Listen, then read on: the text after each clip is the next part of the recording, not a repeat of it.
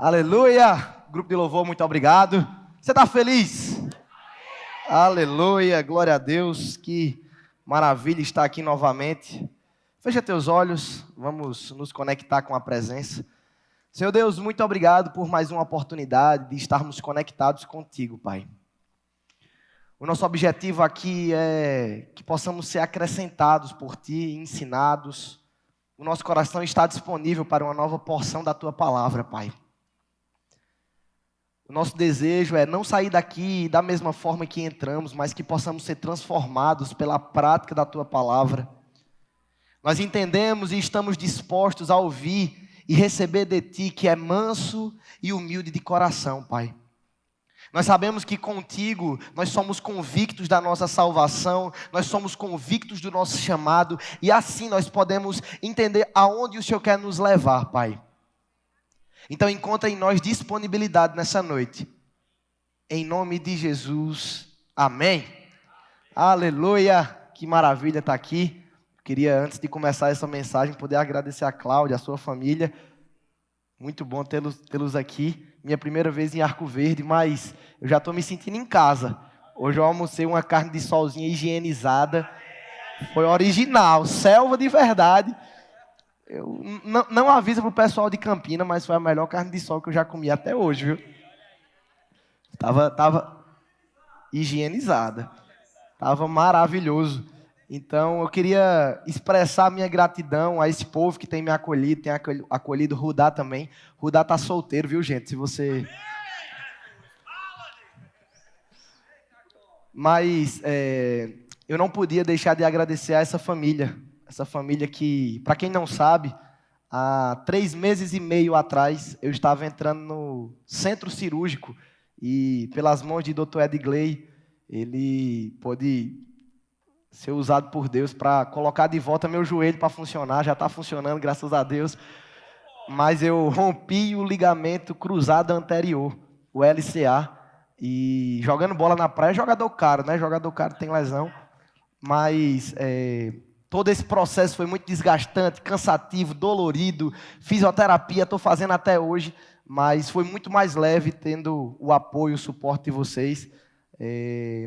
Pastor Edgley, eu vinha conversando com ele, liguei para ele, enquanto estávamos vindo de Campina para cá, a gente conversou até onde o sinal da ligação durou. Aí o sinal acabou, a gente depois vai continuar a nossa conversa, mas ele é um homem bivocacionado, ele tem a sua profissão de médico e também ele é pastor, e eu sei que ele tem desempenhado com muita habilidade. Eu fiquei sabendo que semana que vem ele vai estar aqui, então não percam essa oportunidade, eles são um casal de Deus. Uma salva de palmas para eles.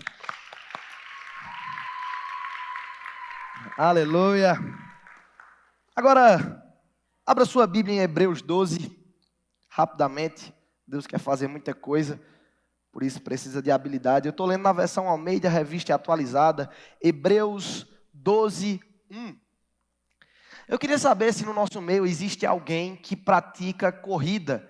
Você corre, sabe de pace, sabe de Strava, Garmin, essas coisas. Eu quero saber, levanta a mão para ver se eu tenho alguém aqui no nosso meio. Ó, tem um jovem ali. Fica de pé, por favor. Vem cá, corredor. Agora vem no pique, no pique. Vem. Cadê o pique? Vem. Deixa eu te entrevistar rapidinho. Como é teu nome? Elian. Uma salva de palmas para Elian. Você pratica corrida há quanto tempo? Desde o 9º ano. Faz quanto tempo? Deixa-te calmo, pode ficar tranquilo. 2 anos e meio. É um atleta. Mas vamos lá, correndo assim, já fez 5 quilômetros? Tu faz em mais ou menos quanto tempo? Assim, o meu melhor pace foi 4 quilômetros. 4 por hora, certo. Ó, temos aqui um atleta, pessoal. Isso aqui é ao vivo, tá? Ele correu em 30 minutos, 5 quilômetros com um pace de 4. Então isso vai ficar quase 20 por minuto. É muito. Ele já passava no tafo da polícia, né? Facilmente. Agora eu quero saber, deixa eu ver aqui. Alguém que a academia você, assim, tá furando, nunca foi. Deixa eu ver aqui. Alguém mais magrelinho. Pronto, jogador. Vem cá, jogador. O do vôlei. Chega. Corre, jogador. Que eu não tenho tempo não. Corre, corre. Tá. Eu não vou dar palco para eles não, deixa eles calados. Se apresenta aí, por favor, rapidinho, só para... Você corre... De vez em quando. Não corre. Você corre de vez em quando. Não corre. Corre, pastor. Muito pouco, muito pouco. Mas vamos lá. Eu estou aqui diante de dois jovens. Tu tem quantos anos? 19, 15 anos. Então, ele já está mostrando para a gente um exemplo favorável da corrida. Só que, tu acha que tu consegue correr 5 quilômetros? Mas no pace dele? Não, tá, beleza. Olha só, esse verso de Hebreus diz: corramos com perseverança a carreira que nos está proposta, olhando firmemente para Jesus. Essa orientação bíblica ela é valiosa, mas não adianta você correr se você não sabe para onde você está indo. Não adianta você correr com perseverança. A Bíblia não está dizendo somente corramos, mas ela está dizendo corramos com perseverança. Então a intensidade da sua corrida precisa ser uma corrida como o nosso jovem aqui. Certo? Quando a Bíblia fala dessa corrida, dessa carreira que nos está proposta, e ela nos aponta um alvo, ela diz, olhando firmemente para Jesus. Você está comigo?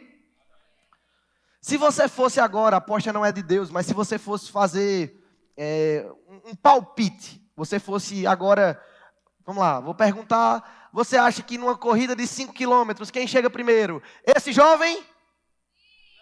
Só a mulher dele. Só a mulher dele. Mulher é igual mãe. Tudo que é o mais bonito, é o que importa, é o que importa. Tá certo, eu vou ter que concordar com ele. Quem você acha que é esse jovem que vai ganhar? Não, eu não vi empolgação. Quem acha que é esse jovem que vai ganhar? Nem a mulher. Nem a mulher. Ei, tamo junto, tamo junto. Mano, shape, academia, shape, isso aí, vai dar certo. Aí, pega umas dicas com o pastor e com... Meu irmão, o cara que tem um líder, bora é builder assim. Epa, mas vamos lá. Quem acha que é o jovem aqui que vai ganhar? Licença, tá?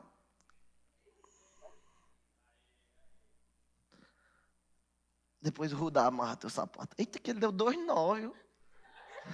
Deixa de calma, eu vou tirar. Ah, ele tá dizendo que tem uns engraçadinhos na escola que fica desamarrando. Aí eu vou dizer a ele, não é só na escola não. Tá, vamos lá. Vem cá, aproxa os pés aqui, vai. Olha só. Isso aqui é ao vivo, tá, pessoal? Ele disse, agora eu ganho. Eu queria que você pudesse, cuidado para não cair, para tua mãe não brigar. Fica aqui. Tá. Vamos, jogador, agora é a tua chance. Fica aqui. Quem você acha que vai ganhar essa corrida? Esse aqui? Ou esse aqui? Rapaz, eu vou ter que botar ele para cair, para vocês. Vocês são do mal. Mas vamos lá. Corramos com perseverança a carreira que nos está proposta. Muita gente está correndo. Muita gente está se desgastando. Mas muita gente está tentando correr, mas está amarrado. Tem o potencial de correr 5 quilômetros num pace de 4. Oi? Nada não? Eu pensei que eu tinha falado fake news. Mas, tá certo, né? Depois a gente corre quando acabar o culto. Voltando para onde estávamos. Muita gente tem o potencial, mas está preso. Mas muita gente não entendeu ainda o potencial que tem, como o jovem estava sendo desacreditado por todo mundo aqui, por causa do potencial que ele não tem, por causa da força que ele não está expressando, por causa dos músculos que ainda não são visíveis, mas que um dia serão. Não, calma, eu tô sendo engraçado para te conectar, eu não quero que você durma. Mas entenda, a votação foi 100% para o de lá. Agora que ele está numa condição em que ele não tem autonomia para correr, ele está preso, ele não sabe para onde ir, não importa se é ele, não importa se é uma criança, não importa se é até um idoso. A corrida vai ser muito mais fácil para quem não está preso. A orientação de Deus para a nossa vida nessa noite é: não importa a velocidade que você vai correr, não esteja parado. A segunda orientação de Deus para a nossa vida é: antes de correr rápido, saiba para onde você está indo. Porque se a orientação bíblica é corramos com perseverança, a forma está dizendo que precisamos correr, e está dizendo a forma com que precisamos correr, mas velocidade para o caminho errado é perca de tempo. Não é desejo de Deus que fiquemos no meio da estrada. Se fosse a vez dele de correr, disputando um campeonato aqui em Arco Verde, com a faixa etária dele, eu tenho certeza que tem jovens que correm nesse pique, que ele ia ter que se esforçar ao máximo para cumprir essa meta dele. Mas ia ser impossível ele até participar da corrida, se ele tivesse nessa condição. Deus, Ele quer nessa noite alinhar os nossos pés. Deus quer nessa noite alinhar o nosso coração. E Deus quer alinhar nessa noite as nossas intenções, para que corramos com perseverança o alvo que é Cristo. Você está preparado? Alguém ajuda o irmão a desamarrar o sapato e ir para a cadeira dele. Uma salva de palmas para os dois aqui. Leva no colo, entre, leva no colo, leva no colo. Eu amarrei de boa, só para o exemplo. O senhor, muito obrigado, viu? Eita, olha a situação. Pega a tesoura. Vai abrindo tua Bíblia em João 6. Deixa os irmãos aqui se resolvendo, vai dar certo. Foi mal, bicho. É porque ele se mexeu, era para ter ficado bem de boa. Você abriu sua Bíblia em João 6. Foca aqui. João 6. Aí, ó, o jovem foi lá. Outra salva de palmas para ele. A gente prejudicou muito. Tá? Deixa ele no meu lugar. Deixa ele aí no meu lugar. Senta aqui, ó. Ei, senta no meu lugar. Fica aí pertinho. Pronto. Isso aí. Em João 6, eu quero que nessa noite nós possamos focar em João 6, 60. João 6, 60. Só que antes de eu desenvolver o que vamos ler, eu quero que você que está tomando anotação, você que está anotando no celular, num caderno, pudesse anotar 3 perguntas. A primeira pergunta é: para onde você está indo? A segunda pergunta é: para o que você precisa se preparar? E a terceira pergunta é: aonde Deus quer que você chegue? Eu vou repetir mais uma vez para que você possa anotar. A primeira pergunta é: para onde você está indo? A segunda pergunta é: para o que você precisa se preparar? E a terceira pergunta é: para onde Deus quer que você chegue? Nos capítulos anteriores desse capítulo de João 6, percebemos Jesus ele fazendo milagres. E a Bíblia diz que a fama de Jesus, ela percorria. As pessoas viam o que estava acontecendo porque chamava a atenção. Havia acabado de multiplicar pães, multiplicar peixes, e isso atraiu uma multidão. Olha só, Jesus está lá, e do nada peixes são multiplicados. Pães também são multiplicados. Isso chama a atenção das pessoas. As pessoas se aproximam de Jesus. Só que um detalhe muito importante é que essa multidão não se aproximou de Jesus pelo que ele é, mas essa multidão se aproximou de Jesus pelo que ele podia dar. E essa multidão, eles não estavam preocupados com a verdade da palavra que estava sendo exposta, mas eles estavam preocupados com o que Jesus estava fazendo de forma natural e de forma física. Continuando, Jesus, nesse mesmo capítulo de João 6, no 26, ele diz: vocês estão me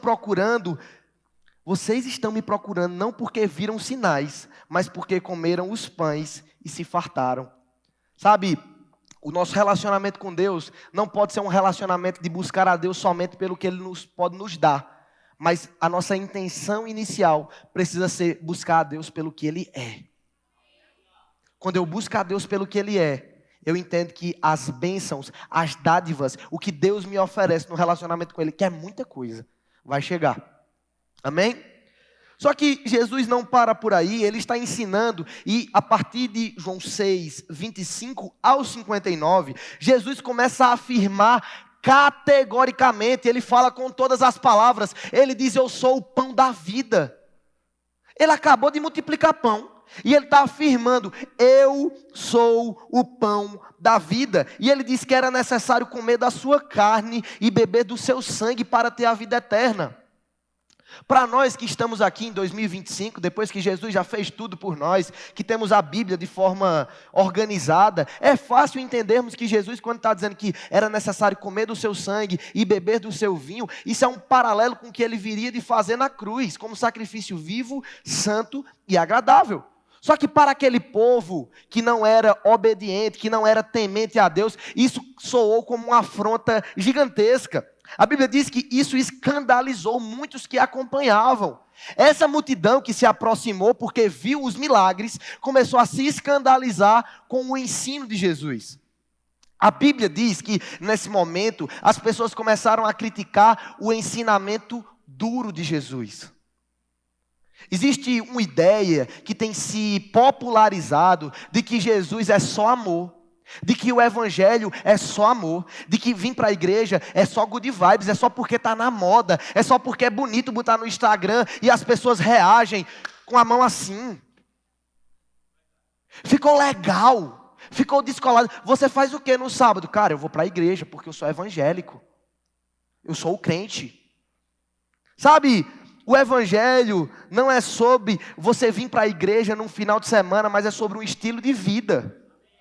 É você seguir Jesus, mesmo quando o ensinamento que ele está dando é duro. Então, em João 6, do 60 ao 66, que é onde eu quero que você possa abrir sua Bíblia, acompanhar o que vamos ler. João 6, 60. João 6, 60, o intitulado, o título dessa parte do verso é: muitos discípulos abandonam Jesus.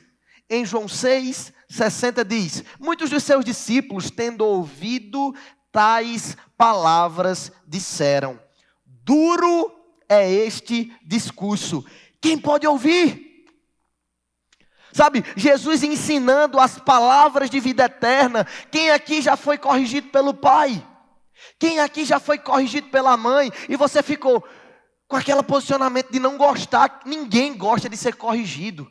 Ninguém gosta de as pessoas revelarem os seus erros. Ninguém gosta de ser exortado.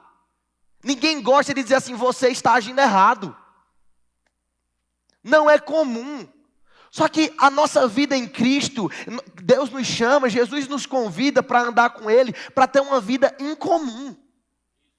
Então, esse discurso que é duro, a etimologia dessa palavra duro pode ser considerado como difícil, rígido, inflexível, sabe? Princípios da palavra, eles são inflexíveis, eles não mudam. O nosso temperamento muda, o nosso gosto muda. Eu não gostava de muitas comidas que hoje eu mesmo, na minha casa, moro sozinho, eu cozinho para mim mesmo, eu comecei a gostar da comida. O nosso gosto muda. As nossas amizades mudam. Quem eram seus amigos de 5 anos atrás? O nosso estado de humor muda. Tem dia que você acorda de boa, tem dia que você não acorda. Só que nós não somos como a palavra de Deus. A palavra de Deus não muda. Essa é a nossa segurança. A Bíblia diz que Deus vela sobre a sua palavra para fazê-lo cumprir. Deus não precisava disso, mas Ele está revisitando. Ele está considerando o que Ele diz para cumprir na nossa vida, para cumprir o que Ele prometeu. Então, quando ouviram, disseram: é muito duro. Então, o significado de duro desse ensino, desse discurso, é severo, ofensivo, intolerável, ou melhor, é intolerante. Porque a vida com Jesus, Ele nos convida para uma jornada: ou você morre para viver a vida dele, ou nem venha, nem entre no barco. Não, eu quero viver a minha vida e viver a vida de Deus para mim. Não dá certo.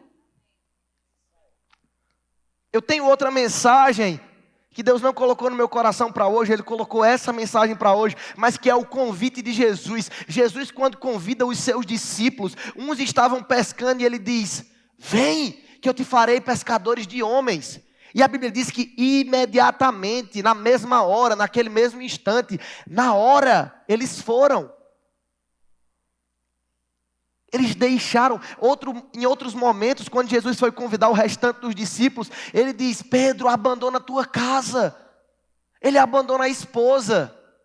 Ele abandona os dele para cumprir um propósito maior. A vida que Deus nos convida para ser vivida, o evangelho é renúncia. O evangelho é entrega. O evangelho é transformação, como eu falei hoje pela manhã, daquele que crê. Você crê? Pois você precisa ser transformado. Então, esse ensino de Jesus que é intolerante, ele causa espanto, ele incomoda a muitos. Agora eu quero que a gente está lendo João 6,60, eu quero que você vá para o João 6,66. Desce alguns versículos.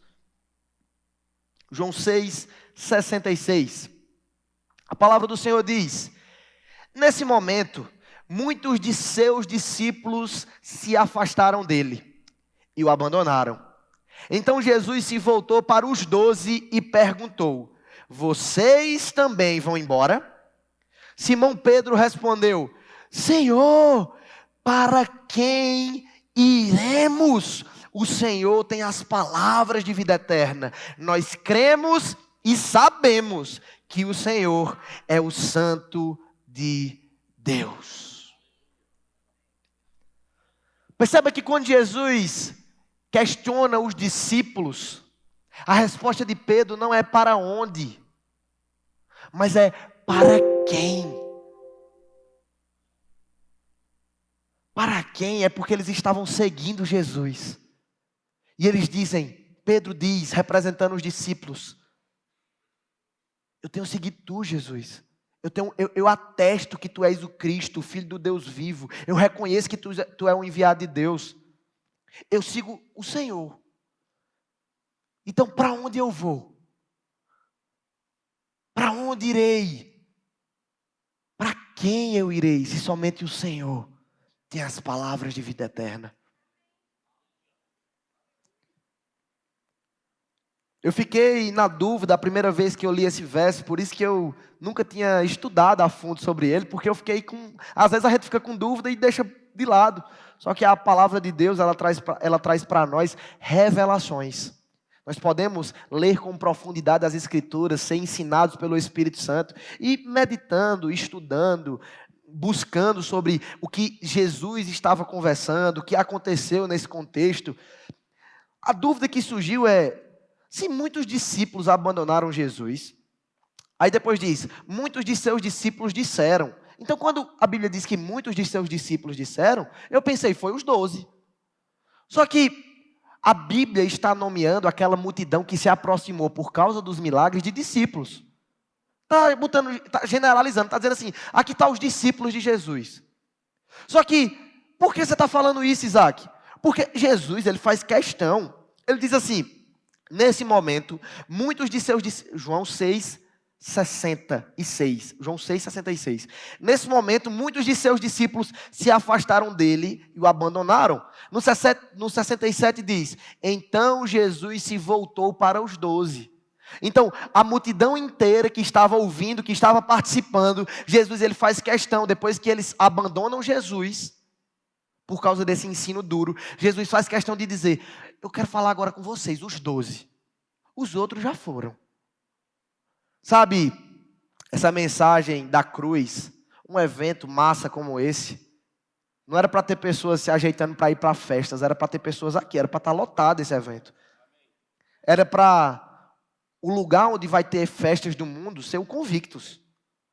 De tão importante, de tão relevante, de tão necessário que é essa mensagem da palavra. Você concorda comigo? Só que, assim como Jesus fez, eles abandonaram. Eles, por seus motivos, que são muitos, negaram Jesus. Não estão aqui. Eu não estou falando do lugar físico, mas eu estou falando de uma disponibilidade de coração. Eles não estão em Cristo. Porque quem está em Cristo não está num ambiente como esse. Você concorda comigo? Só que, assim como Jesus estava se dirigindo para todos e agora ele trouxe a ênfase para os 12. Eu quero que você e eu, nessa noite, possamos nos identificar como esses 12. Jesus pergunta, eles me abandonaram. Vocês também vão me abandonar? Quando ficar difícil. Porque hoje no Brasil, ser cristão é tranquilo, não há perseguição, não há pessoas querendo te matar porque você é cristão. Ao passo que no Afeganistão, eles matam cristãos. É livre, o nosso estado é laico, você tem liberdade de culto. Eu posso fazer um culto se eu quiser, junto com o pastor, com a liderança, fazer uma vigília, pode. Se eu quiser orar, pode. Não, a lei me guarda de tudo isso. Agora, e se daqui a um tempo o evangelho se tornar antiquadro, começar a se tornar careta, não fizer mais sentido, as pessoas te blasfemarem contra você, contra o Senhor, te perseguirem, deixarem de ser seus amigos. Se você perder seu emprego por causa do evangelho,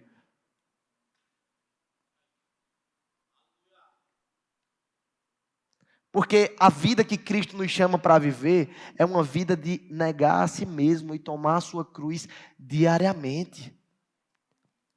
Então, esses discípulos, no geral, eles são massa de manobra. Eles são aqueles cristãos que vêm para a igreja para esquentar banco. Eles são aqueles jovens que vêm numa conferência como essa, todo mundo chamando, é porque é legal, mas segunda-feira continua a mesma vida de antes. Só que Jesus está trazendo uma ênfase e ele está fechando as portas, ele está deixando limitado, ele está dizendo assim, vocês que são meus 12, vocês que são, eu acho que vocês estão comigo, né? Vocês também vão me abandonar?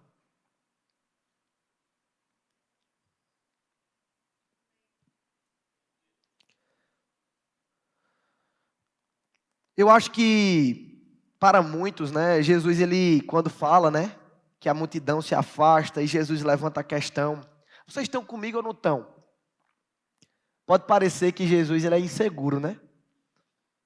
Aquela amizade de infância que diz, corta aqui se você não é meu amigo.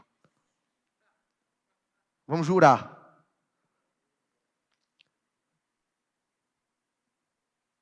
Essa pergunta de Jesus não é um desabafo emocional.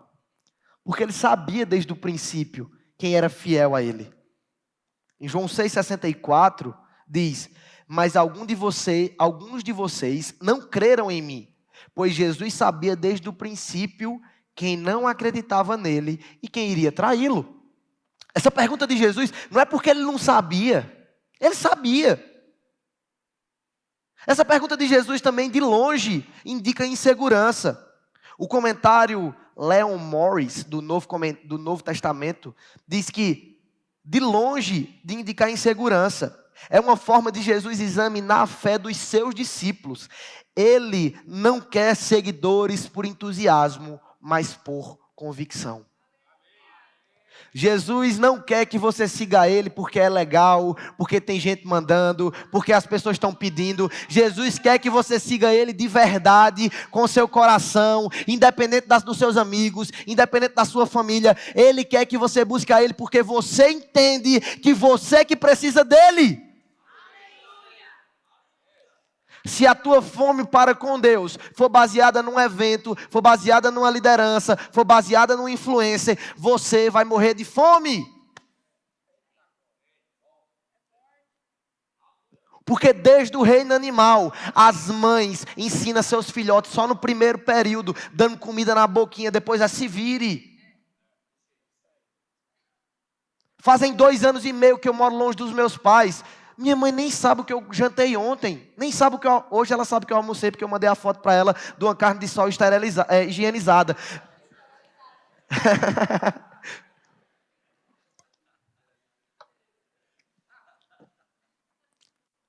Só que ela não mais bota comida na minha boca. Quem é que bota comida na boquinha? A mamãe. Oh, que fofo. Quem? Não o bebezão aqui, a mãe bota, ele comeu que só hoje, sozinho. Porque a sua fome para com Deus, a sua necessidade de buscar a Deus é individual, a salvação é individual, sua busca também é. Se você não decidir buscar a Deus porque você precisa dele, porque você precisa cultivar um relacionamento com ele, você morre de fome, bonitão.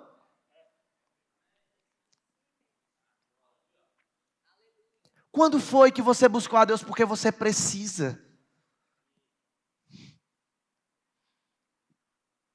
Eu me deleito nos Salmos, porque Davi, sendo perseguido, sendo ameaçado, mesmo sendo rei, mas antes de ser rei, Saul o perseguiu por inveja. Depois que ele assume o reinado, ganha batalhas, mostra seu poder, o seu próprio filho fica contra ele.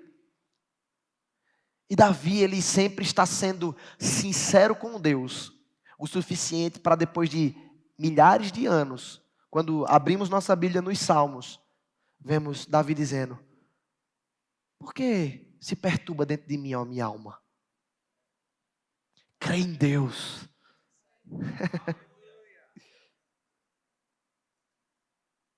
Davi, em certo momento, ele diz: Senhor, Salmo 151, tira tudo de mim. Só não me repulses da tua face, só não me tiras da tua presença. Sabe, Saul, quando erra, ele se preocupa com o povo. E o povo? E o povo? E o povo? Davi pecou mais do que Saul. Só que o coração dele permaneceu num lugar. Se fosse Davi no lugar de Pedro, ele ia dizer para Jesus: para que iremos? Para onde eu vou? Eu não sei para onde ir. Jesus, me diga. Eu não vou te abandonar, porque se eu te abandonar, acabou para mim. A minha vida já era. Não faz sentido viver uma vida longe de ti. Imagina para esses discípulos sendo questionados por Jesus. Fazia alguns anos já que eles estavam no dia a dia, no cotidiano, vendo Jesus comer, vendo Jesus dormir, vendo como Jesus orava, vendo como Jesus lidava com problemas. Eles tinham um mestre, como eles falam em muitos momentos. Rabi, tu és meu mestre, me diz o que fazer. Só que muitos abandonando Jesus, Jesus questiona os seus.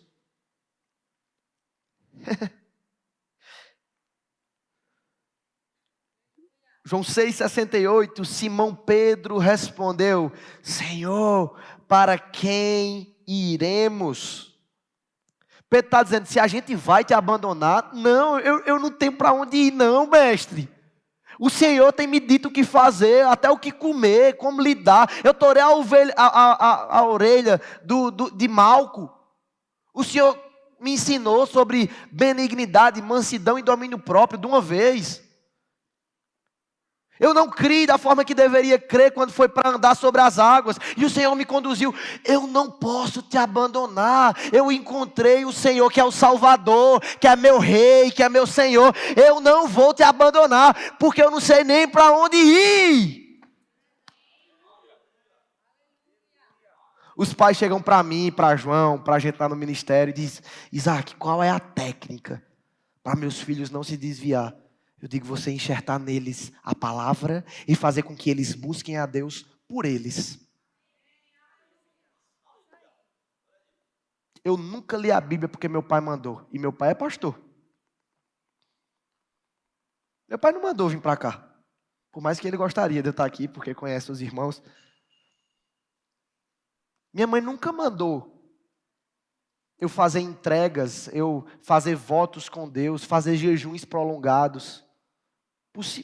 Ao contrário, ela fica: meu filho, 7 dias sem comer é muito tempo. Eu só deixo você fazer se você fazer exame. E tá, eu vou fazer. Sabe, Deus, ele quer nos levar para um nível mais profundo nele, em que eu busco a ele porque eu preciso, porque eu quero, porque eu quero cultivar um relacionamento com ele, porque eu amo a presença.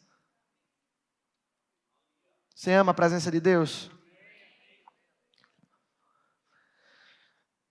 Então Pedro, ele diz categoricamente que não tem para onde ir, se não for estar com o Senhor e com suas palavras, porque ele tem a palavra de vida eterna. Pedro, ele declara a centralidade de Cristo. Ele recusa abandonar Jesus. E ele diz que Jesus tem as palavras de vida eterna, o Logos. Eles creram e conheceram o Santo de Deus. Só que essas 3 perguntas, para onde você está indo, para o que você precisa se preparar e aonde Deus quer que você chegue, são perguntas fundamentais, porque a nossa vida ela é recheada de decisões.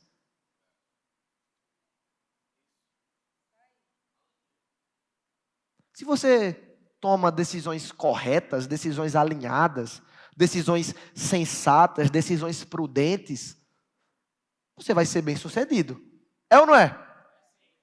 Isso acontece em Arco Verde, em Campina, em São Paulo, no Japão. Decisões alinhadas te levam a um lugar alinhado. Agora, bicho, se tu só faz o que quer,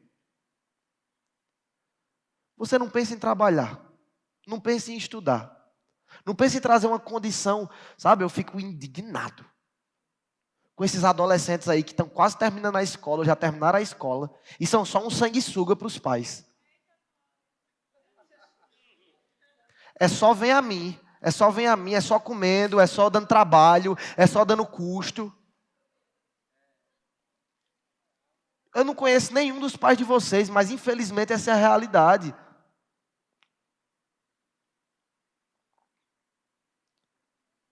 Quem estuda aqui, levanta a mão. Rapidinho, todo mundo que estuda. Pronto, quando você terminar os estudos, se você não cuidar em trabalhar, você não vai deixar de ser estudante e você vai se tornar um desempregado. Hoje, quando as pessoas perguntam o que você diz, eu sou estudante. É ou não é? Fica até bonitinho, ganha meia entrada no cinema, né, essas coisas. Só que daqui a algum tempo, se você não tomar uma decisão de saber para onde você tem que ir,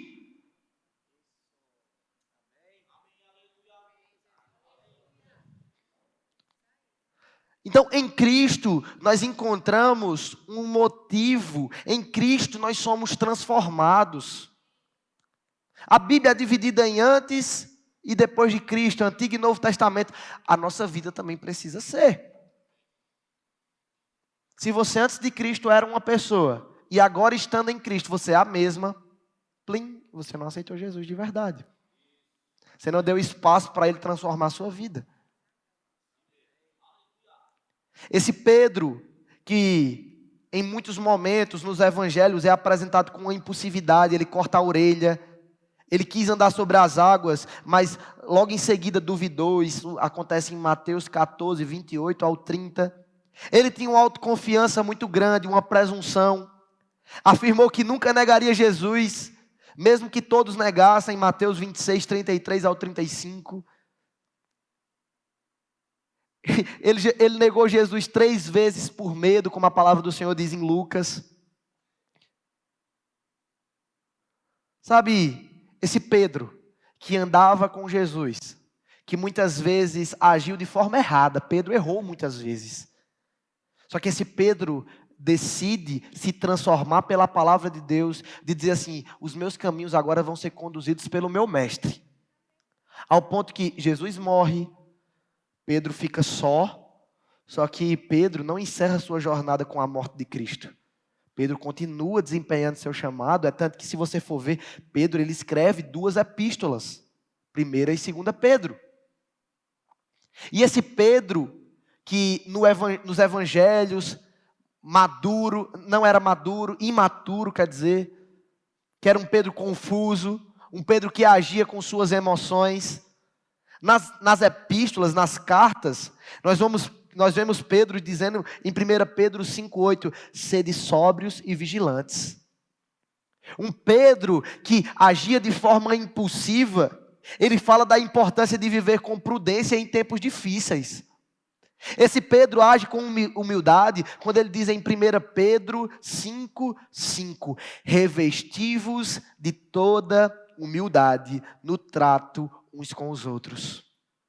Esse Pedro que era arrogante, que não expressava em suas ações muitas vezes o amor de Deus, ele muda seu coração e ele diz em 1 Pedro 5,2, apacentai o rebanho de Deus que há entre vós. Então ele era um Pedro antes de Cristo e um Pedro que quando estava com Jesus estava sendo moldado ao ponto de que depois que Jesus morre, ele se transforma totalmente. Depois de algum tempo, a natureza, as ações, o coração, as intenções, a vida dele vai sendo transformada, porque a nossa jornada com Deus não é você aceitar Jesus e pluf, você virou o apóstolo Paulo. A nossa jornada com Deus, ela é acompanhada de muitas estações, de muitos passos, de muita imaturidade muitas vezes, de muitas vezes não saber como lidar com algumas coisas. Só que o importante dessa jornada é você saber com quem você está, porque você sabendo com quem você está, ele te direciona para onde você tem que ir. Então a Bíblia fala de Jesus como o bom pastor. O bom pastor é aquele que corrige, que ensina. Quando a ovelha está toda suja, ele limpa aquela ovelha. Quando a ovelha está toda perdida, ele vai atrás daquela ovelha. Porque Jesus, como esse bom pastor, ele está disposto a viver essa vida com a gente, entendendo que erramos, acertamos, erramos, acertamos. Só que só faz sentido se Jesus estiver nos ensinando. Porque quando eu erro e estou com Cristo, Ele me diz o que fazer corretamente, eu mudo. Se eu estiver sem Cristo, quem aqui erra? Levanta a mão, só para eu ver. Olha só, quem não erra, só para eu ver. Quem não erra. Graças a Deus. Estamos caminhando. Só que nessa jornada do bom pastor, Ele vai nos ensinando. Eu queria que o grupo de louvor pudesse vir aqui, por favor. Ele vai nos ensinando ao ponto de que fontes extra-bíblicas, elas apontam sobre a morte de Pedro. A Bíblia não fala sobre a morte de Pedro, presta atenção aqui. Só que fontes seguras, como Eusébio de Cesareia, em seu livro História Eclesiástica do século VI, ele diz, Eusébio cita Orígenes, um teólogo do século III, afirmando que Pedro foi crucificado em Roma de cabeça para baixo, a seu próprio pedido, porque ele não se sentia digno de morrer como seu Senhor. Então aquele Pedro que errou, que vacilou, que não sabia o que fazer, termina sua vida com tanta humildade, com tanta honra, que ele diz assim, se é para morrer crucificado, me bota de cabeça para baixo, porque se Jesus morreu crucificado, eu não mereço morrer igual a ele. Por honra, por entrega. A crucificação já é humilhante, como eu falei hoje pela manhã, já é degradante, nos machuca, maltrata, humilha, faz o sangue jorrar. Só que ele ainda piora essa condição de deixar de cabeça para baixo, porque ele honra, porque ele decide viver com Jesus. E essa pergunta de dizer, para onde você está indo? A pergunta que eu te faço é, para onde Pedro foi? Nessa caminhada que ele decidiu trilhar, de mesmo errando, mesmo negando, mesmo desobedecendo, ele decidiu permanecer em Cristo. Eu li, corramos com perseverança, Hebreus 12:1. Corramos com perseverança a carreira que nos está proposta, olhando firmemente para Jesus. Sabe, eu já falei algumas vezes a minha idade, eu tenho 21 anos. E eu observo homens e mulheres de Deus que estão à frente de mim. Eu não vejo a jornada deles como uma jornada sem erros. Mas eu percebo no coração deles coração disponível para o Senhor. Sabe, eu vou te falar uma coisa do fundo do meu coração, com toda a sinceridade que eu poderia ter para você. As maiores, eu estou no ministério, meus pais são pastores, inserido nesse contexto de igreja a minha vida inteira, então tudo que eu faço, eu vou dar só um adendo. O filho de pastor, ele é observado por toda a igreja. Então as pessoas que não têm coragem de dizer para o filho de pastor na cara dele, esse menino está dando trabalho, esse menino não sei o que, esse menino não sei lá. Eles dizem a outras pessoas ao ponto que chega no seu pai e depois chega em você. Então esse telefone sem fio gira e chega no filho de pastor. Então, a vida inteira sendo cobrado, a vida inteira apanhando, porque eu dava trabalho mesmo para os meus pais. A vida inteira sendo ensinado, eu estou lá em Campina Grande, tudo que eu faço, o pessoal vê, me orienta, Isaac, eu não gostei disso aqui não, Isaac, muda isso, Isaac, muda aquilo. Eu vou te dizer, não se compara com o tanto de exortação e de ensinamento que o Espírito Santo me traz no dia a dia. Estando nesse ambiente, eu estou numa mesa, com o pessoal mais relevante do nosso ministério. Eu falo uma coisa, eles dizem, aí não, fala isso mais não. Isso aqui toma cuidado, não puxa esse assunto, não sei o que, não sei o que. Não se compara com ter a presença de Deus que fica me ensinando, me conduzindo. Isaac, você está errado. Você precisa me buscar mais. Você não pode dar para as pessoas o que você não tem. Você precisa de mais entrega, mais quebrantamento. Os pastores e os líderes podem confirmar, mas a jornada ministerial de você estar ministrando suga muito de você. São horas para preparar uma mensagem de 40 minutos. Ou até dias. Eu sei que há uma graça para tudo isso. Só que eu quero que você entenda que Jesus nos convida para viver essa vida com Ele. Com Ele. Eu gosto de pensar no Evangelho como um pai, como um filho. E esse filho que... Eita, o menino não está aqui na hora que eu queria ele. Mas o pai vai andando, e o pai vai andando pela calçada. E o filho faz questão de ir pela beirada, equilibrando assim, ó. O pai vai andando e vai dizendo, filho, vamos devagar, vamos degrau por degrau. Ele quer fazer o quê? Ele quer vir aqui, eu não posso pular de vez, mas ele quer pular os degraus. Tá passando numa rua, deu aquela chuvada, choveu um pouquinho e tal. A rua tá poça, terra, dá para você fazer um caminho que não se mela. O menino quer ir por onde? Por dentro da lama, é isso aí.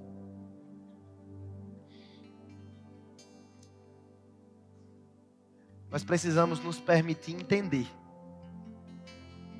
que na nossa jornada espiritual, muitas vezes nós somos essas crianças. Queremos agir do nosso jeito. Queremos tomar sorvete antes de comer feijão com arroz.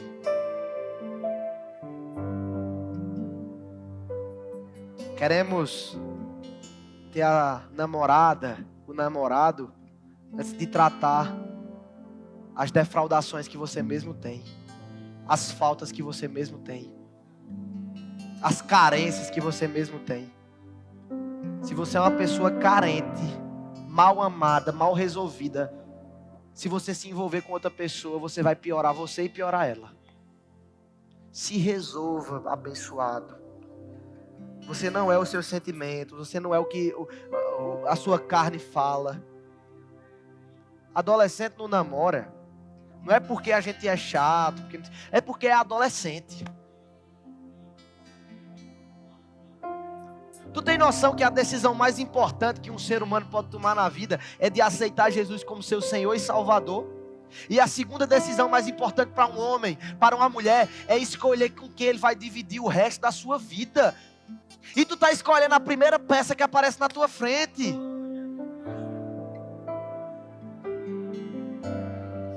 Misericórdia. Deus tem coisa melhor para você. Agora espere.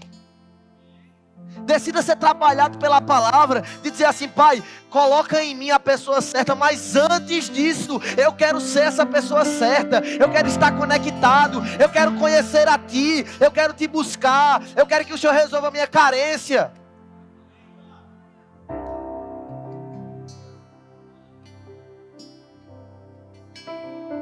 Porque para onde você está indo? Essa pergunta tem que ser feita em todos os âmbitos. Para onde você está indo na sua faculdade? Para onde você está indo no seu emprego? Para onde você está indo com essas amizades? Para onde você está indo nesse relacionamento?